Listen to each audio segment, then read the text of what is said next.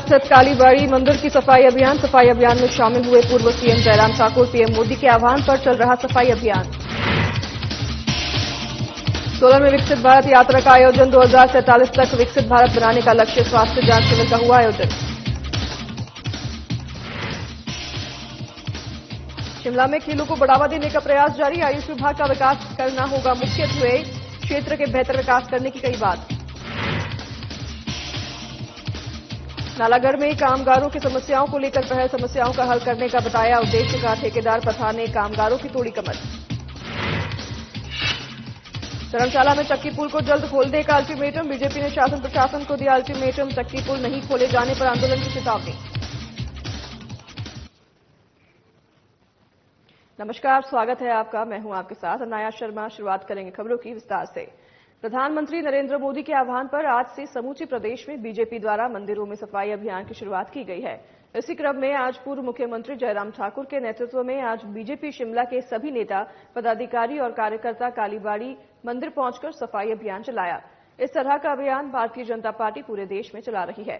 Party के नेता अपने आसपास के सभी मंदिरों में जाकर वहां पर सफाई अभियान चला रहे हैं। अयोध्या में भगवान राम की प्राण प्रतिष्ठा से पूरे देश में उत्साह और उल्लास का माहौल है। सुबह 11 बजे शिमला के कालीबाड़ी मंदिर पहुंचे बीजेपी के सभी नेताओं ने मंदिर परिसर में सफाई अभियान चलाया और इस दौरान नेता प्रतिपक्ष समेत सभी नेताओं ने मंदिर परिसर की धुलाई की।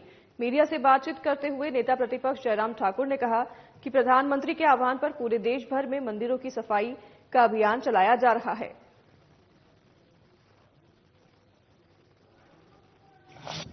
हमारे लिए बहुत प्रसन्नता का विषय है कि भगवान रामचंद्र जी का मंदिर बनने के पश्चात 22 तारीख को वहां पर प्राण प्रतिष्ठा का कार्यक्रम निर्धारित हुआ है। हमारे देश के यशस्वी प्रधानमंत्री जी ने पूरे देश के लोगों से एक आह्वान किया है कि जहां जिस प्रकार से राम मंदिर के निर्माण के लिए आपकी भावनाएं थी और जो पूरी होने की दिशा में आगे बढ़ रही हैं, उसी के निमित्त उसी प्रकार से एक भावनाओं के साथ देश भर के जितने भी मंदिर हैं, हम स्वच्छता का अभियान चलाएं और आज 14 तारीख से 22 तारीख तक इस अभियान में जनप्रतिनिधि और जनप्रतिनिधि के अतिरिक्त जो समाज के अलग अलग क्षेत्र में काम करने वाले लोग हैं। केंद्रीय वाणिज्य और उद्योग राज्य मंत्री सोमनाथ प्रकाश ने कहा कि भारत सरकार की जन कल्याणकारी योजनाओं की समीक्षा और इसके अधिक प्रचार प्रसार के लिए इन दिनों प्रधानमंत्री नरेंद्र मोदी के आग्रह पर देश भर में विकसित भारत यात्रा चलाई गई है। इस यात्रा के माध्यम से लोगों से केंद्रीय योजनाओं की फीडबैक ली जा रही है। वहीं अन्य लोगों को केंद्रीय योजनाओं के बारे में भी अवगत करवाया जा रहा है। ये बात केंद्रीय वाणिज्य और उद्योग मंत्री सोम प्रकाश ने सोलन के चिल्ड्रन पार्क में विकसित यात्रा के दौरान कही। केंद्रीय मंत्री सोलन में विकसित भारत यात्रा के दौरान बतौर मुख्य अतिथि उपस्थित रहे। इस दौरान स्वास्थ्य जांच शिविर का भी आयोजन किया गया। वहीं लोगों के आशा कार्यकर्ताओं ने आभा कार्ड का भी बनाया और वहीं उपस्थित लोगों को विकसित भारत की शपथ भी दिलाई गई।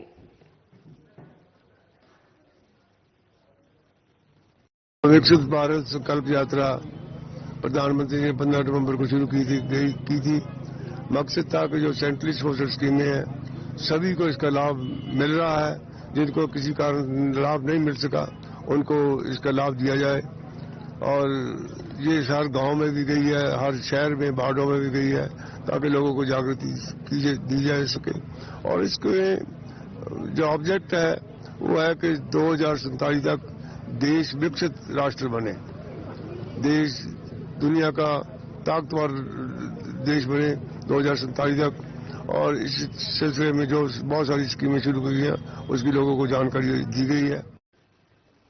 मंत्री यादवेंद्र गोमा ने आयुष विभाग और खेल एवं युवा सेवाएं विभाग देने पर मुख्यमंत्री सुखविंदर सिंह को आभार जताया है और कहा है कि जो जिम्मेदारी उन्हें सौंपी गई है उस पर वो खरा उतरने की कोशिश करेंगे।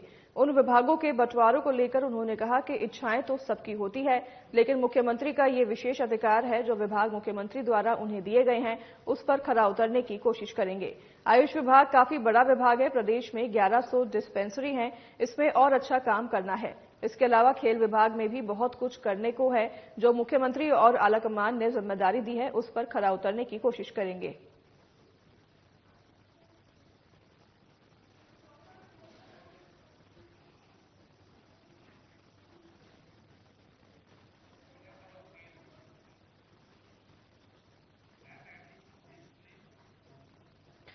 मंत्री यादवेंद्र गोमा ने आयुष विभाग और खेल एवं युवा सेवाएं विभाग देने पर मुख्यमंत्री सुखविंदर सिंह सुक्खू को आभार जताया है और उन्होंने कहा है कि जिम्मेदारी जो उन्हें सौंपी गई है उस पर वो खरा उतरने की कोशिश करेंगे।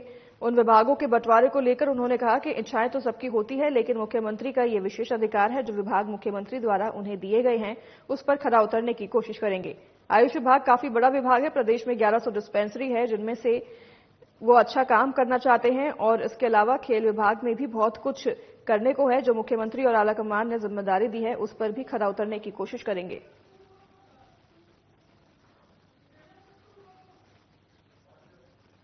देखिए, खेलों का ऐसा है कि अभी हमें जो है वो रूरल एरिया तक जो है वो काम करने की इसमें मैं समझता हूँ की आवश्यकता है। शहरों में काफी अच्छे आधुनिक संसाधनों के साथ हमारे ग्राउंड जो है वो डेवलप है। कई जगह हमारे जो है वो स्पोर्ट्स के अपने इंडोर स्टेडियम भी हैं, आउटडोर स्टेडियम्स भी हैं, लेकिन जिस तरीके से आप ये कह रहे हैं कि हमारे गांव में जो है ज्यादा आजकल नशे का प्रचलन हो गया है, तो उसमें मैं समझता हूं कि हम मुख्यमंत्री जी से भी मांग करेंगे कि स्पोर्ट्स के लिए जो है वो एक अलग से कोई स्पेशल जो है कोटा दें, ताकि हम गांव स्तर पर जो है ग्राउंड्स की डेवलपमेंट कर सकें। उसमें वहां पर खेल कूद के माध्यम से जो है वहां पर अच्छे इंफ्रास्ट्रक्चर डेवलप कर सकें। इंटक के प्रदेश अध्यक्ष विक्रम ठाकुर ने कहा कि कामगारों की समस्याओं को प्राथमिकता के आधार पर हल करना व उद्योगपतियों के साथ सामंजस्य बनाकर उनकी समस्याओं का हल करवाना ही उनका मुख्य उद्देश्य है। उन्होंने बताया कि जल्द ही पूरे प्रदेश में भारतीय राष्ट्रीय मजदूर कांग्रेस महासंघ की टीम गठित की जाएगी और प्रदेश के हर एक जिले के लोगों को इसका हिस्सा बनाया जाएगा, ताकि कामगारों को अपनी समस्याओं को लेकर परेशानी न उठानी पड़े। इसके अलावा एक ऐसी ऐप और टोल फ्री नंबर शुरू की जाएगी जिससे कामगार सीधे तौर पर अपनी समस्याएं रख सके। उन्होंने आगे कहा कि कुछ कामगार यूनियनों ने अपने लालच के चलते सभी मजदूर यूनियनों की छवि को बिगाड़ दिया है।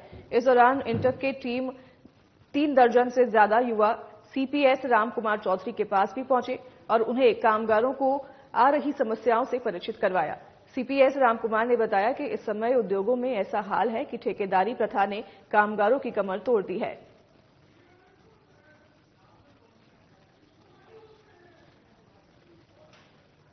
हमारे जो संगठन है इंटक का उन्होंने दिया है, तो उसके लिए मैं विक्रम जी को बधाई दूंगा और इनसे निवेदन भी करूंगा कि इंडस्ट्री को जो है वो हमने बचा के रखना है। और बीएमएस और अन्य जो संगठन है, बहुत सारे संगठन बद्दी में इंडस्ट्रीज को एक्सप्लॉइट करने का काम कर रहे हैं, उनका एक्सटॉर्शन कर रहे हैं, उस चीज को हमने मिलकर जो है रोकना है। वो आपकी जिम्मेवारी है कि इंडस्ट्री को हमने चलाना भी है और जो मजदूर साथी हैं उनका हित भी हमने देखना है, लेकिन बिना मतलब के जो है वो किसी को परेशान ना करें, ये मेरा इनसे निवेदन रहेगा।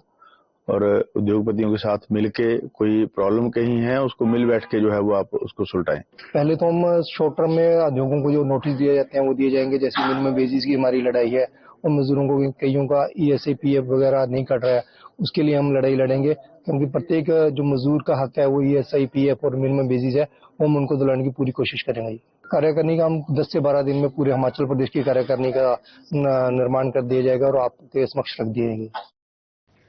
करीब 22 महीने से बंद पंजाब हिमाचल सीमा पर स्थित चक्की पुल को खोलने को लेकर नूरपुर बीजेपी ने सरकार व प्रशासन को अल्टीमेटम दे दिया है।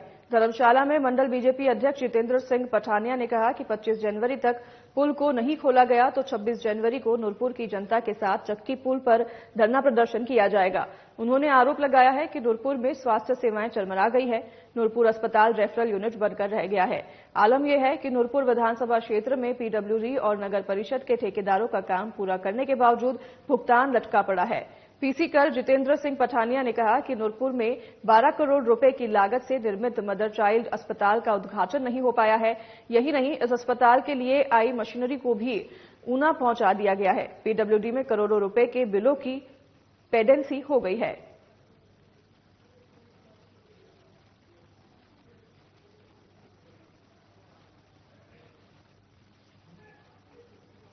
करीब 22 महीने से बंद पंजाब हिमाचल सीमा पर स्थित चक्की पुल को खोलने के लेकर नूरपुर बीजेपी ने सरकार और प्रशासन को अल्टीमेटम दिया है। धर्मशाला में मंडल बीजेपी अध्यक्ष जितेंद्र सिंह पठानिया ने कहा है कि 25 जनवरी तक पुल को नहीं खोला गया तो 26 जनवरी को नूरपुर की जनता के साथ चक्की पुल पर धरना प्रदर्शन किया जाएगा। उन्होंने आरोप लगाया है कि नूरपुर में स्वास्थ्य सेवाएं चरमरा गई हैं। नूरपुर अस्पताल रेफरल यूनिट बनकर रह गया है। आलम यह है कि नूरपुर विधानसभा क्षेत्र में पीडब्ल्यूडी और नगर परिषद के ठेकेदारों का काम पूरा करने के बावजूद भुगतान लटका पड़ा है। पीसी का जितेंद्र सिंह पठानिया ने कहा है कि नूरपुर में 12 करोड़ रुपए की लागत से निर्मित मदर चाइल्ड अस्पताल का उद्घाटन नहीं हो पाया है। यही नहीं, इस अस्पताल के लिए आई मशीनरी को भी ऊना पहुंचा दिया गया है। पीडब्ल्यूडी में करोड़ों रुपए के बिलों की पेंडेंसी हो गई है।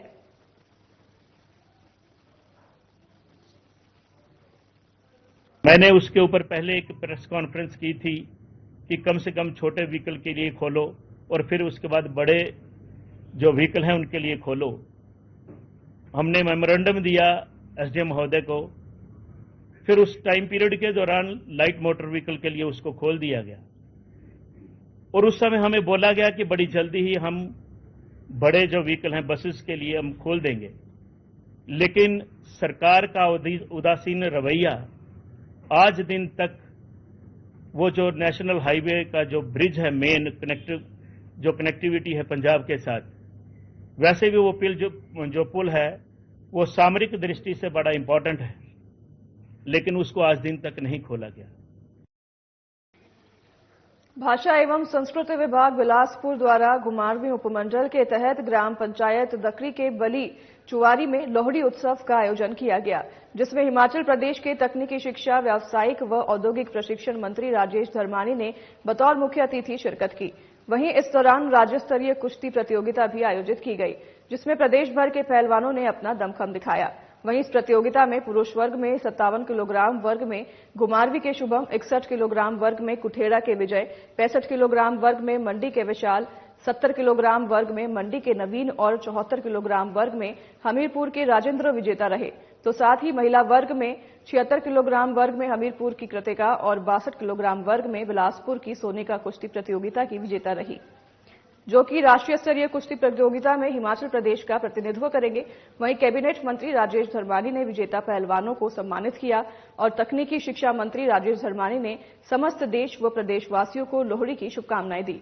साथ ही राजेश धर्मानी ने कहा कि तकनीकी शिक्षा विभाग बजट व मेन पावर के हिसाब से भले ही बड़ा विभाग ना हो, लेकिन इसका दायरा काफी बड़ा है और देश व प्रदेश सभी तरक्की करेगा जब युवा तकनीकी क्षेत्र में आगे बढ़ेंगे और हुनरमंद होंगे, जिसको देखते हुए उनके विभाग का उद्देश्य है कि आने वाले समय में युवाओं को तकनीकी दक्षता के साथ ही कौशल विकास की तरफ आगे बढ़ने का मौका प्रदान किया जाए, ताकि युवाओं को आत्मनिर्भर बनाने के साथ समाज में आगे बढ़ाने का अवसर प्रदान हो सके। तो इस बुलेटिन को यहीं करेंगे समाप्त। नमस्कार।